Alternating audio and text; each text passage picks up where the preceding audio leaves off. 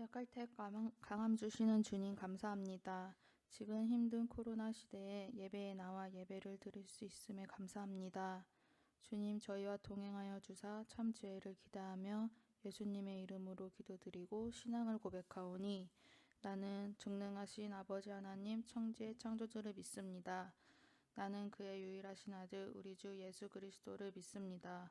그는 성령으로 잉태되어 동정녀 마리아에게서 나시고 본디오 빌라도에게 고난을 받아 십자가에 못 죽으시고 장사된 지 사흘 만에 죽은 자 가운데서 다시 살아났으며 하늘 오르시어 전능하신 아버지 하나님 우편에 앉아 계시다가 거기로부터 살아있는 자와 죽은 자를 심판하러 오십니다.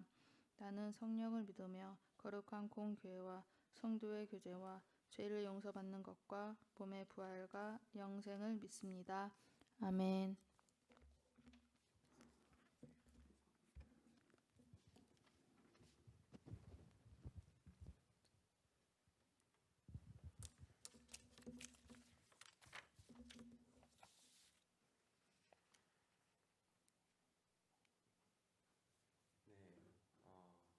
오늘 이 자리 가운데 모이신 여러분들을 진심으로 환영합니다. 우리 모두 자리에 일어나서 우리를 백성으로 부르신 그 주님께 감사로 또 기쁨으로 함께 박수치면서 찬양하겠습니다.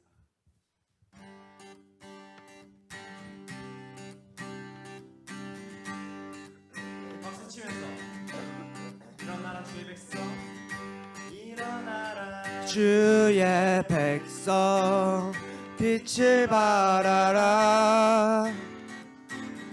주가 너의 영광으로 임하시리라.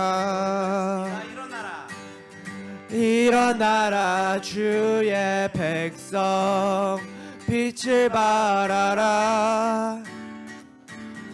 주가 너의 영광으로 임하시리라. 온 세상이 어둠 속에 헤매고 있지만 주가 너와 함께 계셔 회복을 명하리라. 일어나라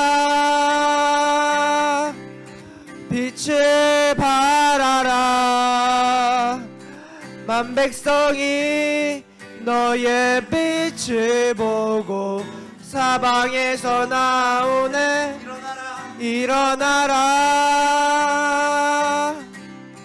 빛을 발하라. 만 백성이 자유함을 얻어 기뻐하는도다. 일어나라 주의 백성 빛을 발하라.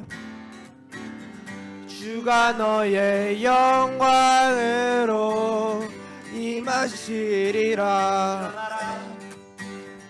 일어나라 주의 백성 빛을 발하라. 주가 너의 영광으로 임하시리라. 온 세상이 어둠 속에 헤매고 있지만 주가 너와 함께 계셔 회복을 명하리라. 일어나라 빛을 발하라. 만 백성이 너의 빛을 보고 사방에서 나오네. 일어나라 빛을 발하라. 만 백성이 자유함을 얻어 기뻐하는도다. 일어나라 빛을 발하라. 만 백성이 너의 빛을 보고 사방에서 나오네. 일어나라 빛을 발하라. 만 백성이 자유함을 얻어 기뻐하는도다. 일어나라 빛을 발하라. 만 백성이 너의 빛을 보고 사방에서 나오네. 일어나라 빛을 발하라. 만 백성이 자유함을 얻어 기뻐하는도다. 네, 우리를 빛으로 오신 주님의 이름을 찬양하겠습니다. 아멘.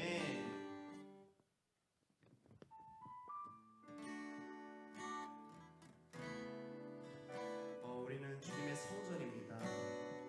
그런 주님께 우리가 감사함으로 그 예배하는 마음으로 나아갔으면 좋겠습니다. 나의 맘 받으소서. 나의 맘 받으소서. 오셔서 주님의 처소 삼으소서.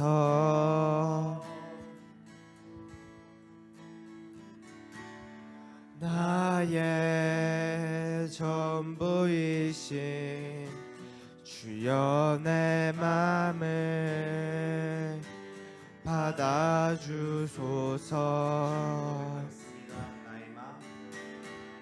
나의 맘 받으소서.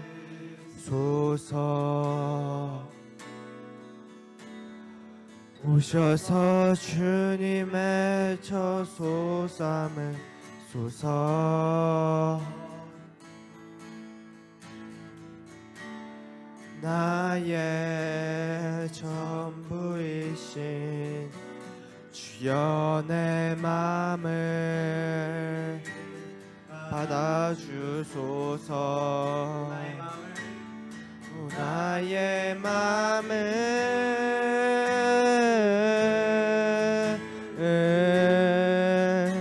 주님께 열었으니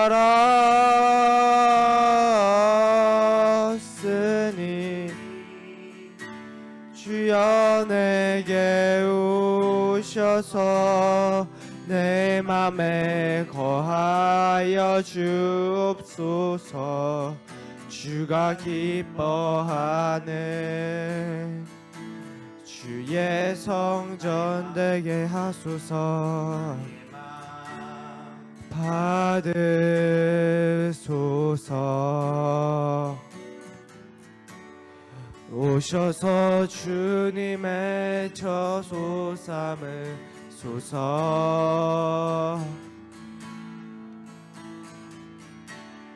나의 전부이신 주여 내 맘을 받아주소서.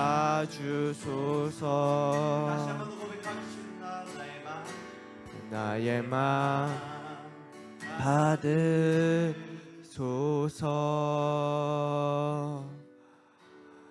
오셔서 주님의 처소 삼으소서.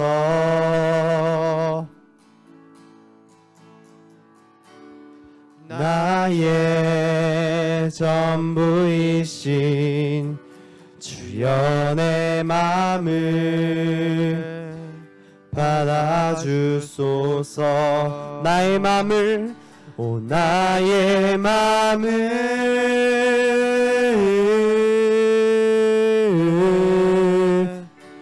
주님께 열었으니 주여 내게로 오셔서 내 맘에 거하여 주옵소서. 주가 기뻐하는 주의 나의 맘을 나의 맘을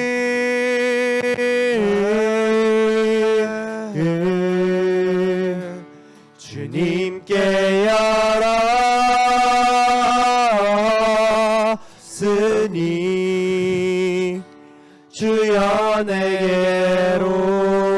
오셔서 내 맘에 거하여 주옵소서. 주가 기뻐하는 주의 성전 되게 하소서. 나의 맘 받으소서.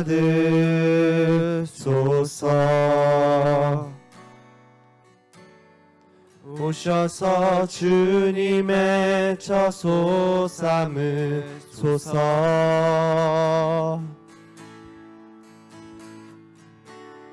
나의 전부이신 주여 내 마음을 받아주소서.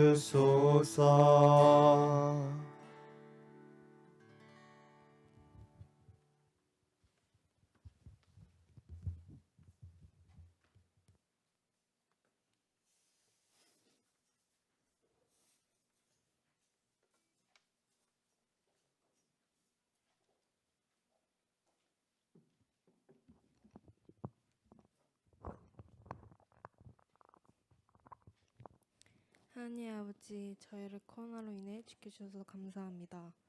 오늘 예배하러 왔는데 예배를 듣고 일주일 동안 하나님과 함께 보낼 수 있도록 도와주세요. 하나님, 수능이라는 시험이 얼마 남지 않았습니다. 남은 기간 동안 최선을 다하게 도와주세요. 예수님 이름 기도합니다. 아멘.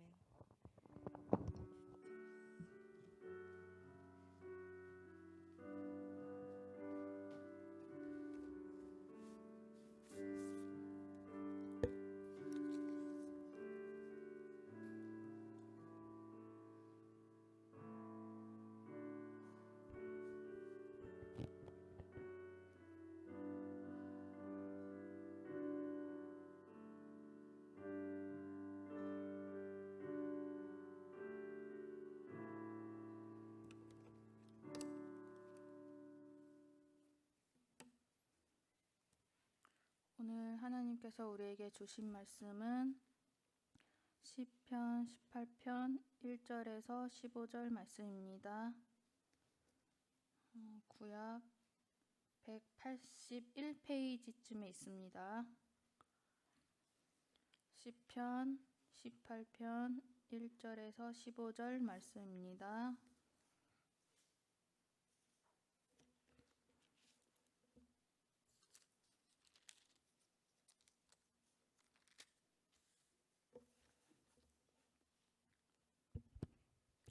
한 절씩 교독하겠습니다. 나의 힘이신 여호와여, 내가 주를 사랑하나이다.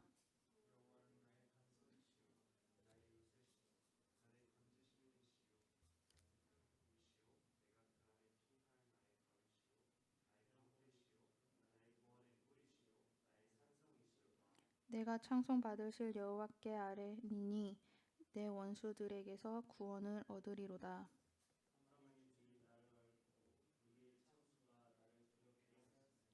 수울의 줄이 나를 두르고 사막의 올무가 내게 이르렀도다.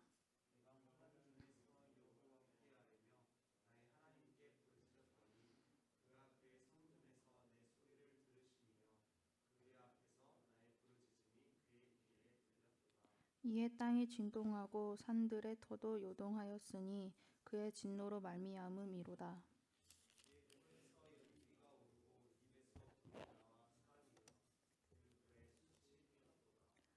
그가 또 하늘을 들이우시고 강림하시니 그의 발 아래는 어두컴컴하도다.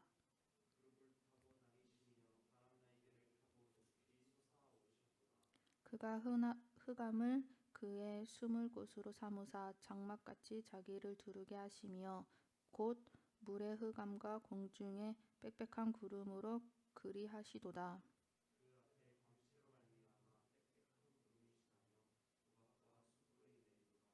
여호와께서 하늘에서 우레소리를 내시고 지존하신 이가 음성을 내시며 우박과 숯불을 내리시도다.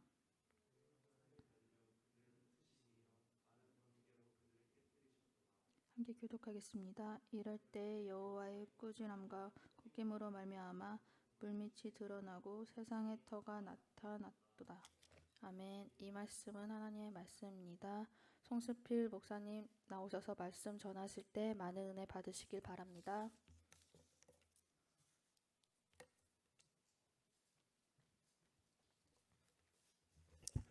우리 친구들 반갑습니다. 어느새 또 한 주가 이렇게 오게 되었고 또 오늘도 이렇게 또 온라인으로도 예배를 드리는 친구들이 있는데 이렇게 온라인이나 이곳에서 현장에서 예배드리는 친구들이나 함께 은혜를 받으면서 또 하나님의 사랑을 나누는 시간 되었으면 좋겠습니다.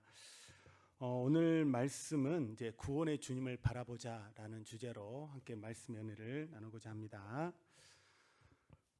홍콩에 이제 한 신문에 이제 의하면은 이제 중국 베이징이라는 곳이 있습니다. 이제 그 베이징에 한 20km 북서쪽에 보면은 시산이라는 공원이 있어요. 근데 이 시산이라는 공원을 보게 되면 핵 벙커, 쉽게 말하면 중국의 고위 이렇게 관리들이 이제 전쟁이 일어났을 때 그곳에서 지휘도 할 수 있고 또 그곳에서 이제 여러 가지 많은 전술을 펼칠 수 있는 그런 핵 벙커를 이렇게 설치를 했다고 그래요. 그래서 이곳을 보게 되면요, 약 100만 명의 사람들이 그곳에서 이렇게 생활을 할 수가 있고요. 또 지하 동굴로는 한 2km 정도 들어가면은 이제 그곳이 이제 설치가 되었다고 합니다. 그리고 그 주변을 보게 되면 이 암벽 덩어리가 무려 1km나 이렇게 된다고 그래요. 그러니까 얼마나 단단한 그런 요새인가를 알 수가 있어요. 근데 이제 이 작은 도시와 맞먹는 이 큰 이 지하 벙커가 지금도 계속해서 이제 업그레이드가 되고 있다고 합니다. 그러니까는 계속해서 불안하니까 더 완벽하게 이제 그 시설을 이렇게 관리를 하는 것이죠. 그런데 사람들이 이렇게 보면 많은 나라와 사람들은 이러한 두려움 때문에 어떻게 해서라도 자기를 지키려 하고 보호하는데 온 힘을 이렇게 기울이고 있다라는 것을 이렇게 알 수가 있어요. 그렇다고 하더라도 결국 우리의 생명은 누구의 것입니까? 하나님의 것이에요. 인간이 아무리 노력을 해서 내 생명을 지키려고 몸부림을 쳐도 우리의 생명은 하나님께로 나서 하나님께로 돌아가기 때문에 하나님께서 지켜주시지 않으면 우리는 결코 우리의 생명을 유지하며 살 수가 없어요.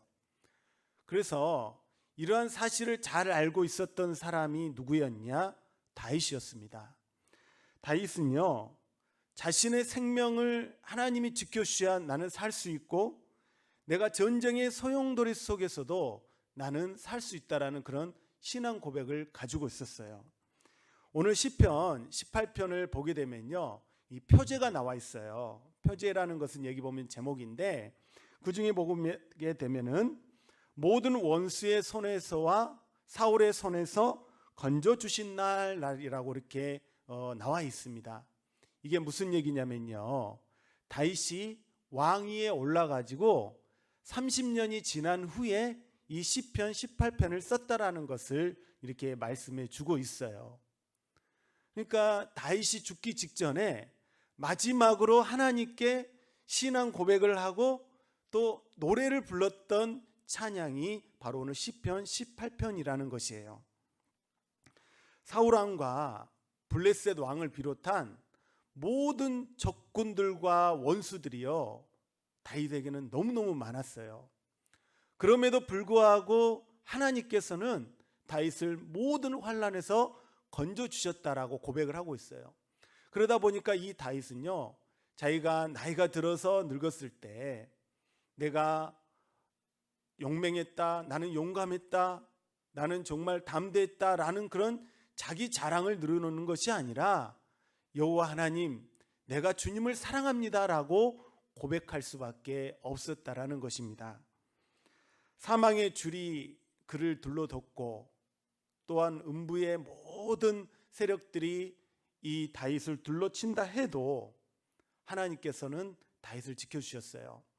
마찬가지로요, 시편 18편은 세상을 살아가는 우리 그리스도인들에게도 너무나 중요한 그런 영적인 교훈이 있어요. 그건 뭐냐? 바로 이 세상을 살아가는 우리에게 하나님의 돌보심이 없으면은 결코 우리는 살아갈 수가 없다라는 거예요. 그러면 우리는 어떻게 하나님의 돌보심과 은혜를 누리며 살아야 되는가? 오늘의 그런 말씀 속에서 함께 생각해 보고자 합니다. 우리 한번 첫째는 뭐냐? 자, 어떤 상황에도 주님께 외치는 청소년이 되자라는 거예요. 한번 따라해 볼까요? 시작. 어떤 상황에도 주님께 외치라. 다시 한번 시작. 어떤 상황에도 주님께 외쳐라. 여러분, 우리 예수 믿는 그리스도인들이요, 앞으로 살아가는 데 있어서 좋은 길만, 평탄한 길만 있는 것이 아니에요. 다윗은요, 자신이 처한 상황에 대해서 이렇게 얘기를 해요. 18편 4절 5절 말씀인데 한번 읽어보겠습니다. 이 세번역 성경입니다. 시작. 죽음의 사슬이 나를 이감고 죽음에 나를 덮었으며 수월의 줄이 나를 동여 묶고 죽음의 덫이 나를 덮쳤다. 다시 한번 시작. 죽음의 사슬이 나를 휘감고 죽음의 물살이 나를 덮쳤으며 수월의 줄이 나를 동여 묶고 죽음의 덫이 나를 덮쳤다. 여러분, 그만큼 다윗은요, 삶을 살아가는 데 있어서 원수들이 많았다라는 거예요.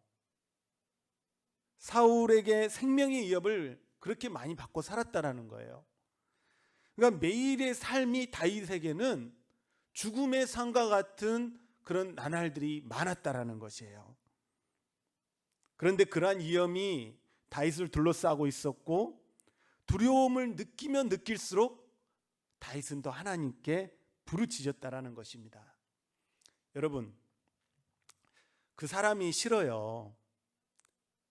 그 사람이 계속 싫다고 그러는데 계속 의도적으로 나를 따라다녀요.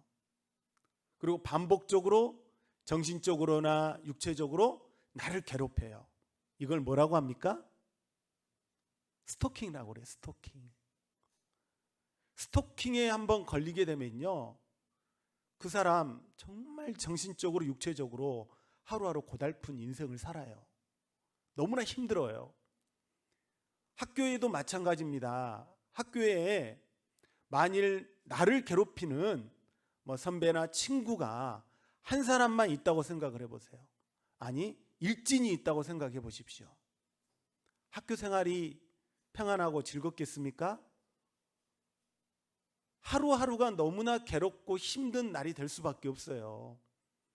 학교 생활이 재미없을 뿐만 아니라 너무나 외롭고 또한 그 사람으로 인해 오는 정신적인 스트레스나 그런 아픔이라든지 육체적인 그런 아픔은 이루 말할 수가 없는 것입니다. 사람이 스트레스를 받으면요, 육체적으로도 몸이 아프게 되어 있어요. 근데 생각해 보세요. 다윗은요, 이보다도 더 많은 온수와 적들이 쫓아왔다라는 거예요. 사무엘상 26장에 보면요, 이런 이야기가 나와요. 다윗이 십광야라는 곳으로 도망을 칩니다. 근데 이 십광야라는 곳으로 도망을 치는데 사울이 그거를 정보를 들어요. 근데 아무 이유 없이 사울은 다윗을 괴롭혀요. 시기심 때문에. 왜? 다윗이 혹시나 이스라엘의 왕이 될까봐 두려워서 그 시기심으로 다윗을 계속해서 추적해서 죽이려고 그래요. 근데 마침 식광야에 있다라는 소식을 듣고 이 사울이 어떻게 하느냐, 이스라엘 모든 군대 중에서 가장 정예 부대인 3,000명을 뽑아요. 뽑아가지고 어디로 파송을 하느냐, 십광야라는 곳으로 다윗을 잡으러 가요. 다윗은 성경에 보니까 뭐라고 나와 있냐면, 나를 이 잡듯이 하나이까라고 하는 것처럼 아주 막 이를 잡듯이 막 다윗을 포위하고 그 모든 사람들을 죽이기 위해서 군대 3,000명이 동원이 돼요. 여러분, 상상이 가십니까? 그런데 다윗이 이런 일만 겪었겠습니까? 이보다도 더한 배신과 아픔과 고통을 겪으며 살았던 사람이 누구였느냐? 바로 다윗이었어요. 그럼에도 불구하고 다윗은 어떻게 했냐면요, 힘들고 어려울 때마다 하나님께 부르짖었다라는 거예요. 시편 18편 6절 말씀 우리 함께 읽어보도록 하겠습니다. 우리 한 목소리로 읽어봅니다. 내가 환난 중에 여호와께 아뢰며 나의 하나님께 부르짖었더니 그가 그의 성전에서 내 소리를 들으시며 그의 앞에서 나의 부르짖음이 그의 귀에 들렸도다. 다시 한번 보겠습니다. 시작. 내가 환난 중에서 여호와께 아뢰며 나의 하나님께 부르짖었더니 그가 그의 성전에서 내 소리를 들으시며 그의 앞에서 나의 부르짖음에 그의 귀에 들렸도다. 아멘. 부르짖음이 들릴 때까지, 하나님이 응답하실 때까지 다윗은 기도했다라는 거예요. 여러분, 사람은요, 자신 앞에 없던 큰 문제가 발생이 되잖아요. 그럼 일단 자기 힘으로 그것을 해결하려고 하는 그런 습성이 있어요. 자신이 가지고 있는 지혜라든지 능력을 가지고 어떻게 해서라도 그 문제를 해결하려고 하는 본능이 있다는 거예요. 근데요, 그보다 이제 더 한계를 벗어나서 죽음과 같이 정말로 힘들고 어려운 큰 장애물을 만나게 되면 대부분 사람들은 거기에서 주저앉거나 인생을 포기하는 사람들이 많이 있다라는 겁니다. 그러나 이럴 때일수록 우리는 주님께 구해야 되는 것이에요. 마태복음 8장에 보면 예수님께서요, 저 건너편으로 가서 이제 전도를 할 계획이었어요. 제자들과 함께. 그래서 제자들과 함께 배를 타고 갔어요. 배를 타고 갔는데 마침 이 갈릴리 바다에서 엄청난 폭우가 막 쏟아지고 파도가 막 밀려 막 넘치는 거예요. 이 조그만 배가 어떻게 될 것 같습니까? 완전히 막 뒤집혀지려고 그래요. 그러니까 제자들이 어쩔 줄을 몰라 하고 있는 거예요. 그런데 그 배 뒤에 있는 뒤편을 고물이라고 하는데 그 뒤에 누가 계셨냐면 예수님이 잠을 자고 계셨어요. 제자들은 막 너무나 무서워가지고 죽겠는데 예수님은 주무시고 계신 거예요. 그래서 제자들이 뭐라 하냐면 깨워요. 예수님, 지금 배가 뒤집어질 것 같습니다. 제발 일어나셔서 어떤 뭐 대책을 한번 세워보십시오라고 얘기를 하셔요. 그러니까는 예수님이 다 일어나셔서 바다를 꾸짖으시고 또 잠잠케 하셔요. 이걸 보고 제자들이 놀라게 되죠. 여러분, 내가 배가 뒤집혀질 것 같은 힘든 상황이라고 느껴졌을 때는요, 어떻게 하느냐? 하나님께 도와달라고 부르짖는 거예요. 그러면 주님께서는요, 우리의 모든 생활들을 괴롭히는 모든 악한 영들과 우리를 괴롭히는 어두운 모든 세력들을 꾸짖으시고 우리 마음 가운데 평안을 주시고 그 어려움을 이기도록 도와주실 줄 믿습니다. 1989년에 보면요, 이제 프랑스에서 이제 받은 그런 최고 감독상을 받은 더 베어라는 그런 영화가 있어요. 더 베어 하면은 이제 뭘까요? 베어가 영어로 곰이잖아요, 곰. 이 곰에 관한 이제 것인데 이것을 이제 찍기 위해서 무려 이제 8년이 걸렸다고 그래요. 왜냐하면 생생하게 이제 그 장면을 찍어야 되니까, 그리고 이제 거짓으로 이렇게 막 인위적으로 꾸며서 할 수가 없어서 이걸 찍는 데만 무려 8년이 걸렸다는 거예요. 근데 이제 그 영화의 이제 스토리가 어떤 거냐면 좀 인상 깊은 그런 스토리가 있어요. 이제 어미곰하고 아기곰하고 같이 이제 부지런히 이렇게 이제 놀러 다니기도 하고 풀을 뜯어 먹으면서 아니면 여러 가지 먹을 것을 구하면서 이렇게 막 산책하는 장면이 나와요. 그러다가 잠시 이 어미곰하고 이 아기곰하고 잠깐 떨어지는 그 순간이 있었어요. 마침 그때 누가 등장했을까요? 한참 배가 고픈 퓨마가 등장한 거예요. 그리고 이 퓨마가 너무나 배가 고프니까 딱 누구를 보게 되냐면 이 곰을 보게 되는 거예요. 그래서 이 새끼 곰을 보자마자 이제 막 추적을 하기 시작합니다. 그러니까 이 새끼 곰은 직감적으로 위험하다는 걸 알아요. 그래갖고 죽기 살기로 막 도망을 쳐요. 그래서 막 강에 빠지기도 하고, 그래서 막 떨어져 있을 때 이제 그 나무 있죠, 나무 통나무를 막 잡으면서 막 살려고 몸부림치는데 결국 저 장면 나오는 것처럼 퓨마하고 이 새끼곰하고 거의 이제 이렇게 일보 직전에 이제 퓨마가에게 잡아 먹힐 그 직전에 이제 있는 거예요. 퓨마가 이제 막 새끼곰을 막 쳐버리니까 막 얼굴에 막 상처가 나죠, 새끼곰이. 그러니까 너무나 이제 무섭고 두려우니까 이 새끼곰이 어떻게 하느냐, 완전히 소리를 질러요.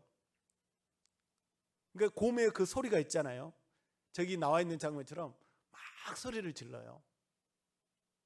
그런데 갑자기 소리를 질렀는데 퓨마가 움찔하더니 도망을 가버리는 거예요.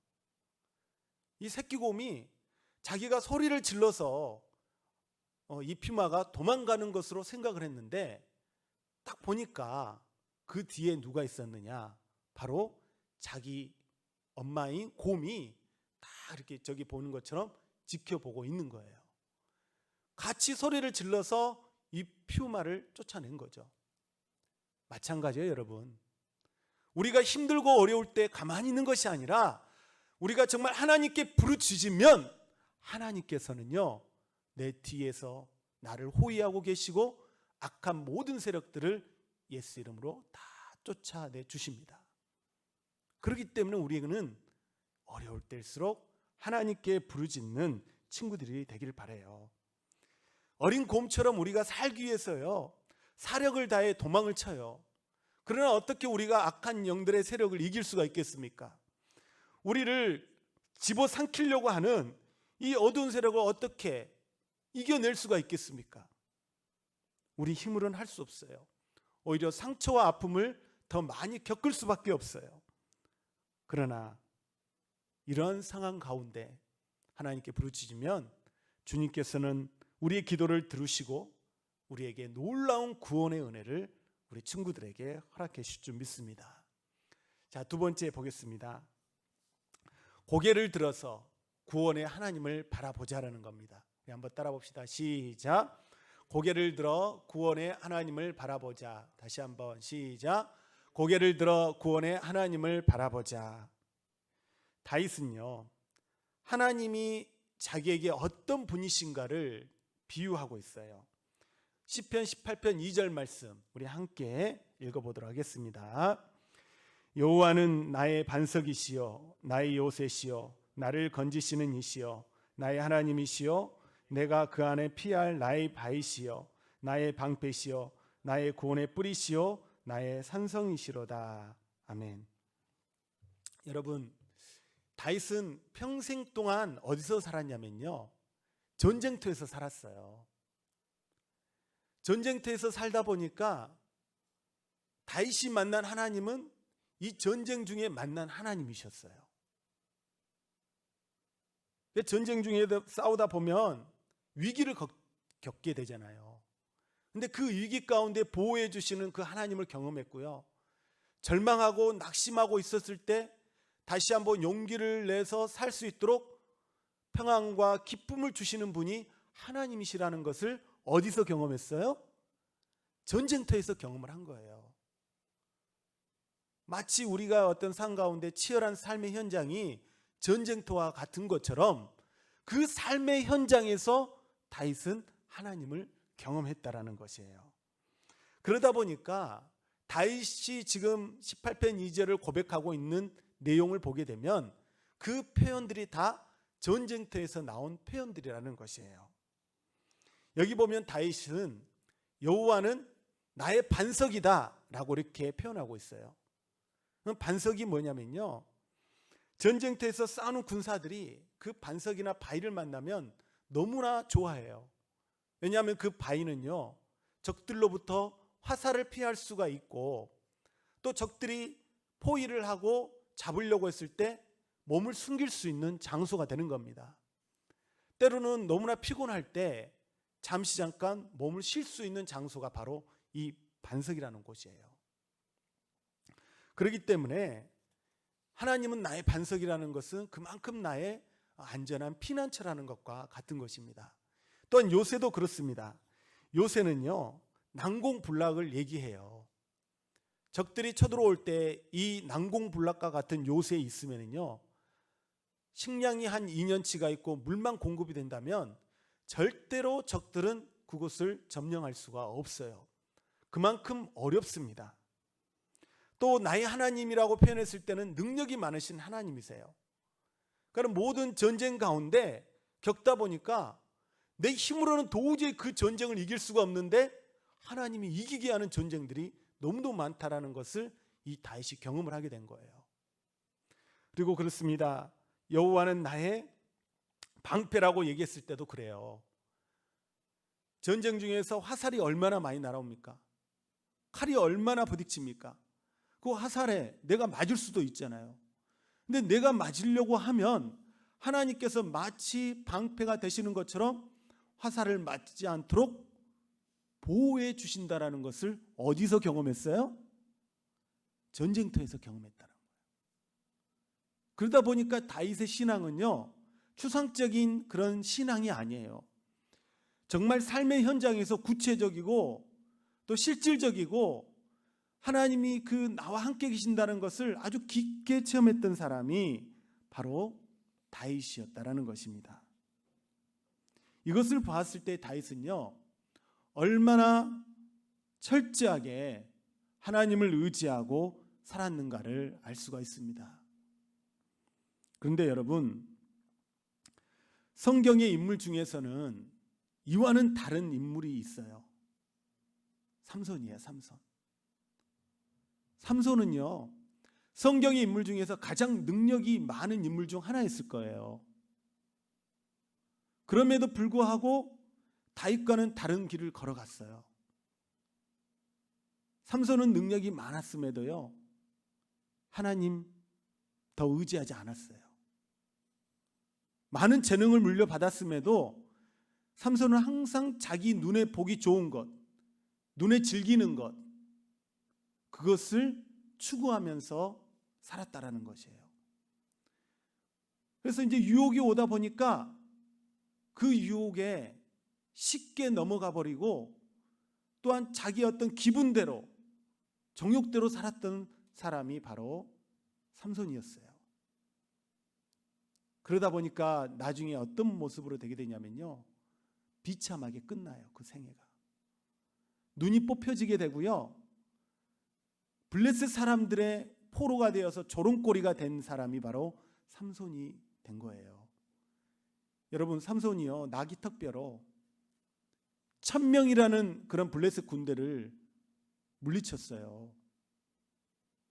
젊은 사자를 갖다가요, 힘이 얼마나 좋았으면 진짜 입을 찢어서 죽일 정도로 그렇게 힘이 장사했단 말이에요. 그러나 삼손에게는요, 친구가 없었어요. 친구가. 그를 위한 좋은 자도 없었어요. 다윗과 요나단, 그죠? 바울과 실라, 바나바, 마가, 성경의 인물을 보게 되면 모세와 아론, 이렇게 함께하는 그런 신앙의 동역자가 있는데 삼손은 늘 외톨이였다는 거죠. 여러분, 이건 무엇을 얘기하는 겁니까? 우리 친구들, 내 힘만 의지하지 말고, 내가 좋아하는 것만 쫓아다니지 말고, 내가 좋아하는 것이 마치 당연하다는 듯이 그 길을 가지 말라라는 것이에요. 다윗은 왕이었음에도 불구하고, 그는 능력이 많았음에도 불구하고 다윗은 철저하게 하나님만 의지하고 살았기 때문에 그의 인생이 복된 인생으로 맞춰졌고, 또 하나님 보시기에 가장 합한 사람이라고 칭찬받을 수 있는 그런 은혜를 얻게 된 거예요. 반면에 삼손은 정반대로 그냥 쓸쓸한 인생이 된 것입니다. 말씀을 정리하고자 합니다. 자신의 힘만 믿고 다니는 신앙생활이 얼마나 어리석은가, 이거에 대해서 우리가 삼손에 대해서 깨닫게 되는데, 한번 PPT 한번 넘겨주시기 바랍니다. 한번 읽어보겠습니다. 시작. 그리스도인들의 시작. 그리스도인들의 힘은 자신에게서 나오는 것이 아니라 오직 주님으로부터 얻어지는 것이다. 세상 사람들은 힘의 근원을 자신의 지혜 또는 자신이 지니고 있는 권력과 재물에 둔다. 하지만 새가 날개가 꺾이고 부러지면 날 수 없듯이 세상 사람들은 자신이 믿고 있던 권력과 재물의 힘이나 지혜가 사라지면 자신도 같이 무너지고 만다. 그러나 그리스도인들의 힘의 근원은 오직 예수님에게 있기 때문에 절대로 꺾이거나 부러질 수가 없다. 아멘. 그렇지 않습니까? 세상의 근원, 힘의 근원, 지혜, 권력, 재물, 사실 모든 힘의 근원은 누구에게 있어요? 우리 주님께 있어요. 그렇기 때문에 그리스도의 힘은 뭐냐? 우리 예수님께 있기 때문에 그분을 의지하고 살았을 때만이 우리의 인생이 복된 인생, 축복의 인생이 될 수가 있다는 겁니다. 그래서 어떠한 상황에서도 주님을 의지하는 법을 잃지 않는 우리 친구들이 되길 바라요. 요즘 우리 친구들이 내 마음속에 가장 불안하게 만드는 것이 무엇입니까? 학업입니까? 혹시 친구들과의 관계예요? 가족입니까? 아니면 경제적인 상황인가요? 아니면 진로 때문에 고민하고 있습니까? 무엇이든지 여러분들을 힘들게 하고 있는 것이 있다면 한번 곰곰하게 목록을 적어보세요. 그리고 이 목록을 적어서 상단에다가 뭐라고 적느냐? 여기 보는 것처럼 구원의 하나님께 뭐예요? 맡깁니다 라고 이렇게 한번 적어보세요. 구체적인 내용을 적어보세요. 그러면 하나님께서요 이 문제를 해결해 주실 겁니다. 물론 한 주 만에 그걸 해결해 주시는 것은 아닙니다. 그러나 우리가 손에 있던 그런 문제를 누구에게 맡기는 거예요? 하나님께 맡길 때 하나님께서는 그거를 보시고 우리를 구원해 주시는 그런 은혜를 주신다는 겁니다. 그래서 한 주간 동안도 우리 친구들이 오늘 말씀처럼 어떤 상황에서도 하나님께 부르짖고 또 하나님만 의지하고 바라보는 신앙이 되어서 하나님의 구원의 은총을 경험할 수 있는 친구들이 되기를 주님의 이름으로 부탁을 드립니다. 기도하겠습니다. 사랑의 아버지 하나님, 감사와 찬양을 드립니다. 오늘도 하나님의 말씀을 함께 나눴습니다. 다윗이 어떤 상황 가운데서도 흔들리지 않고 힘들고 괴로울 때 주님께 부르짖으며 도움을 구했던 것처럼 우리도 겸손하게 주님께 정말 부르짖으며 하나님의 은혜를 구할 수 있는 겸손한 마음을 우리에게 허락하여 주시옵소서. 그래야 그 주신 은혜의 믿음을 가지고 믿음으로 승리할 뿐만 아니라 계속해서 믿음의 여정을 잘 걸어갈 수 있도록 저희들을 이끄시고 인도해 주시옵소서.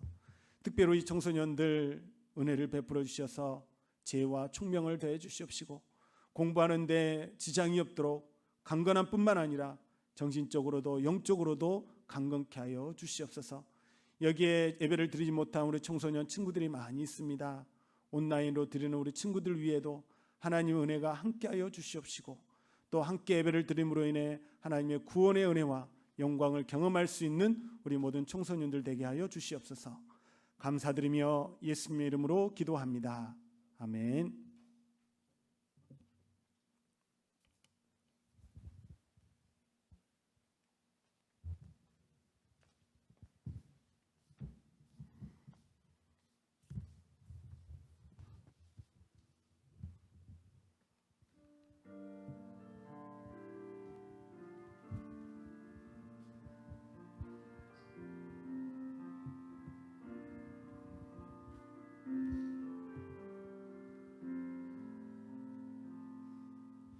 주님 내가 주의 장막을 사모합니다. 오직 주의 임재를 갈망합니다.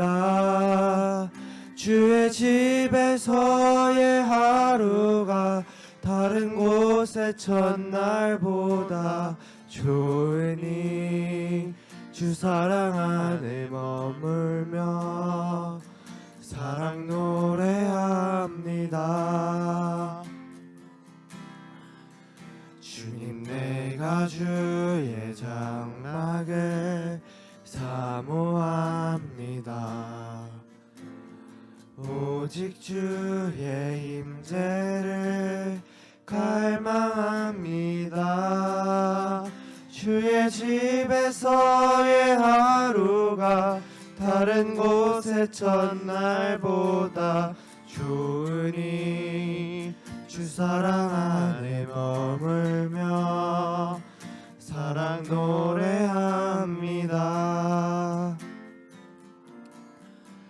나의 평생에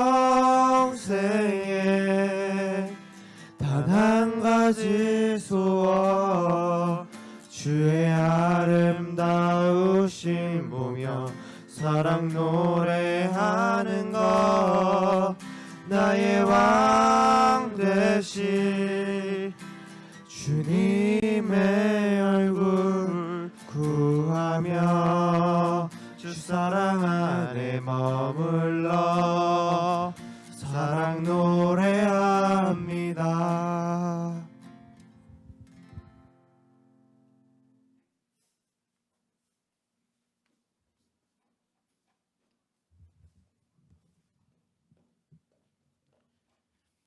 하나님 아버지 감사합니다. 오늘도 주의 자리에 나와 예배케 하시니 감사드립니다.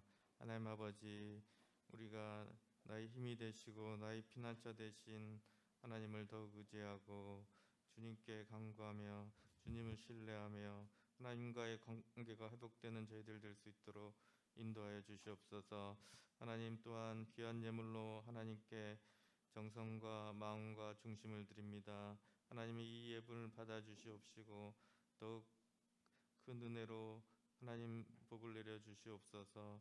하나님 오늘도 주 안에서 거하기를 간절히 원하오며 예수님 이름으로 기도드렸습니다.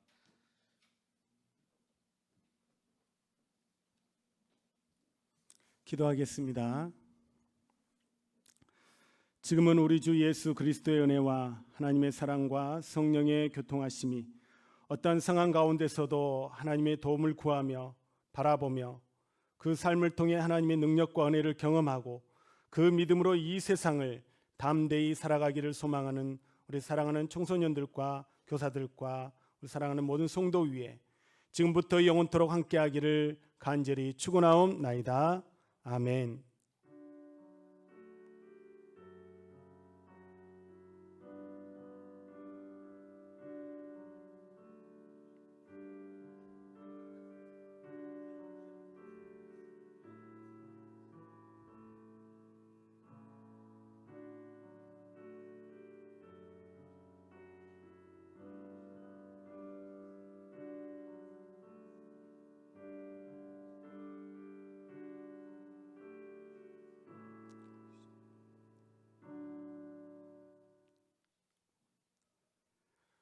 우리 부장님 광고 한번 해주시겠어요?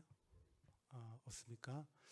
우리 코로나 기간 동안에 여러분들 많이 기도하시고요.